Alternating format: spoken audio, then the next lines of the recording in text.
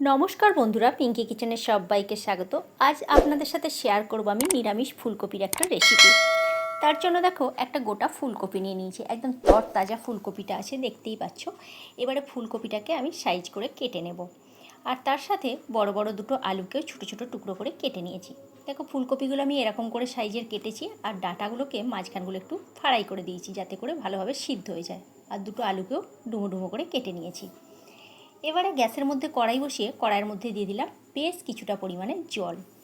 জলের মধ্যে দিয়ে দিলাম সামান্য পরিমাণ একটু নুন। এবারে আলুগুলো দিয়ে দিলাম। আলুগুলো সিদ্ধ হতে দিয়েছিলাম, তা আলুগুলো সিদ্ধ হওয়ার 5 মিনিট পর আমি ঢাকনাটা খুলে ফুলকপিগুলোকে দিয়ে দিলাম। ফুলকপিগুলো দিয়ে একবার নাড়াচাড়া করে নিলাম। ফুলকপি কিন্তু বেশিক্ষণ সিদ্ধ করব না, জাস্ট একটু ভাপিয়ে নেব। দেখো ফুলকপি আর আলু আমার এখানে ভাপানো হয়ে গেছে, আলুটাও কিন্তু পুরো ফুল বয়েল করিনি। এবারে ফুলকপি আর আলুটা ছেঁকে নিলাম। ওই কড়াইটাই ধুয়ে আবারও বসিয়ে দিয়েছি। কড়াইয়ের মধ্যে দিয়ে দিয়েছি বেশ কিছুটা পরিমাণে সরিষার তেল। তেল খুব ভালোভাবে গরম হয়ে গেছে। এবারে তেলের মধ্যে আমি কেটে রাখা আলুগুলো দিয়ে দিলাম। আলুগুলোকে একটু ভেজে নেব। আলুগুলো ভেজে নিলে তার স্বাদটা কিন্তু দারুণ হবে। ভাজার সময় আমি দিয়ে দিচ্ছি সামান্য পরিমাণে একটু হলুদের গুঁড়ো। হলুদের গুঁড়োটা দেওয়ার পর খুব ভালো করে আলুগুলোকে আমি একটু ভেজে নেব। গ্যাসের ফ্লেমটা মিডিয়াম টু লোতে রেখেই আমি আলুগুলোকে ভাজছি। খুব বেশি কিন্তু লাল লাল করে ভাজা চলবে না, হালকা করে একটু ভেজে নিলাম। ভেজে নিয়ে এবার আলুগুলোকে তুলে নিচ্ছি। আলুগুলো তুলে নেওয়ার পর দিয়ে দিলাম ফুলকপিটা। ফুলকপিটাও একই সাথে আমি ভেজে নিচ্ছি।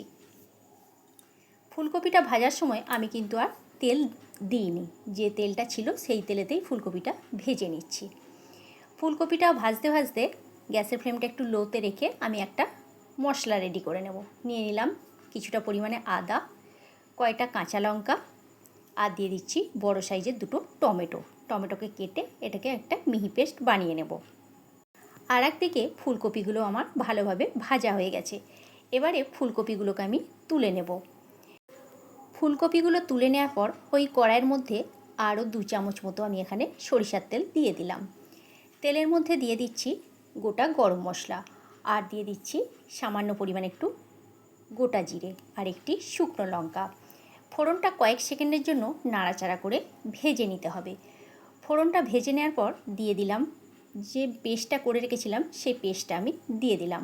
পেস্টটা দেওয়ার পর খুব ভালো করে তেলের মধ্যে এটাকে ভেজে নিতে হবে, যাতে করে আদা টমেটোর কাঁচা গন্ধটা চলে যায়।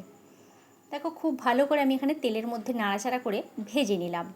ভেজে নেওয়ার পর এবারে এক এক করে সমস্ত মশলাগুলো আমি এখানে দিয়ে দেব। দিয়ে দিচ্ছি এখানে 1 চামচ জিরে গুঁড়ো, ধনে গুঁড়ো, হলুদ গুঁড়ো আর সামান্য পরিমাণ একটু লঙ্কার গুঁড়ো।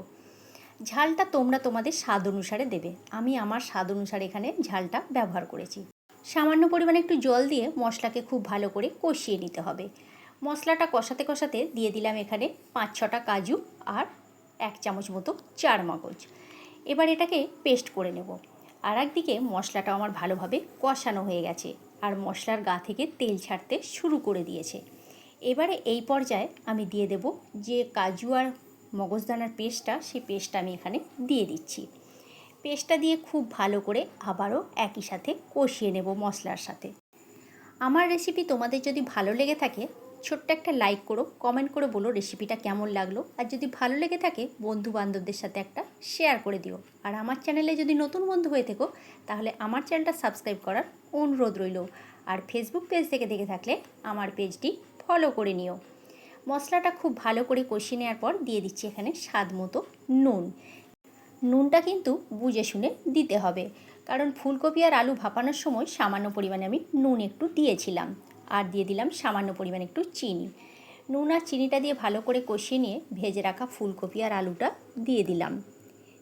মশলার সাথে খুব ভালো করে ফুলকপি আর আলুকে কষিয়ে নিচ্ছি 5 থেকে 7 মিনিটের জন্য। যত ভালোভাবে কষানো হবে তত কিন্তু স্বাদ ভালো হবে।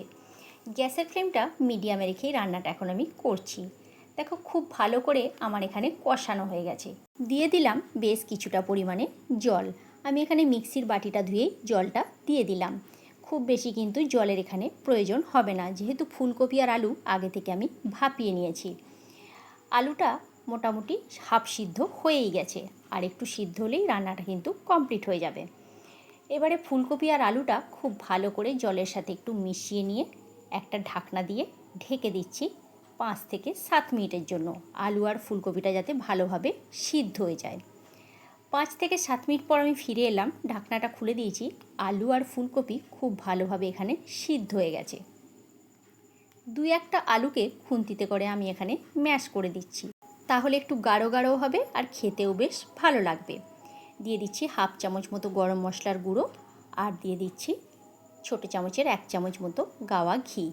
নিরামিষের দিনে কিন্তু ঘি আর গরম মশলা দিয়ে যে কোনো জিনিস রান্না করলে তার টেস্ট কিন্তু খুবই ভালো হয়। আর একবার হলেও এই রেসিপিটা ট্রাই করে দেখো বন্ধুরা, আশা করছি ভালোই লাগবে। ঘি আর গরম মশলাটা দিয়ে খুব ভালো করে মিশিয়ে নিয়ে এবার আমি গ্যাসের ফ্লেমটা অফ করে দিচ্ছি। অফ করে দিয়ে কিছুক্ষণ এটাকে স্ট্যান্ডিং টাইমে রেখে দেবো, তারপর এটা প্লেটে পরিবেশন করে দেবো। আর এই রেসিপিটা লুচি, রুটি, পরোটা কিংবা ভাতের সাথে অসাধারণ খেতে লাগে। আজকের মতো তাহলে এইখানেই বন্ধুরা, নেক্সট ভিডিওতে দেখা হচ্ছে।